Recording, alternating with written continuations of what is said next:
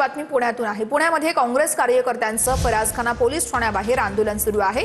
गेल्या तासाभरापासून काँग्रेस कार्यकर्त्यांचं आंदोलन या ठिकाणी सुरू आहे। पुण्याच्या महापौर आणि धीरज घाटेंवरती गुन्हा दाखल करावा या मागणीसाठी हे आंदोलन केलं जातंय। काँग्रेस कार्यकर्त्यांचं फरासखाना पोलीस ठाण्याबाहेरची ही आंदोलनाची दृश्य आपण बघत आहोत। भाजपच्या कार्यकर्त्यांवरती गुन्हा दाखल करावा या मागणीसाठी हे आंदोलन केलं जातंय। पुण्याच्या फरासखाना पोलीस ठाण्याबाहेरची ही दृश्य काँग्रेसचे कार्यकर्ते आक्रमक झालेले आहेत। गेल्या तासाभरापासून या ठिकाणी काँग्रेस कार्यकर्त्यांचं हे आंदोलन सुरू आहे। पुण्याच्या महापौर आणि धीरज घाटे या दोघांवर देखील गुन्हा दाखल करण्याची प्रमुख मागणी या कार्यकर्त्यांची आहे।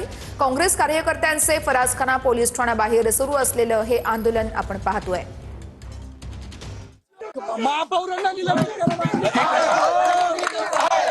या ठिकाणी भारतीय जनता पार्टीचे अध्यक्ष आणि महापौरांना जोपर्यंत एफआयआर दाखल होऊन गुन्हा दाखल होत नाही तोपर्यंत काँग्रेसचे कार्यकर्ते ठिय्या आंदोलन चालू ठेवतील।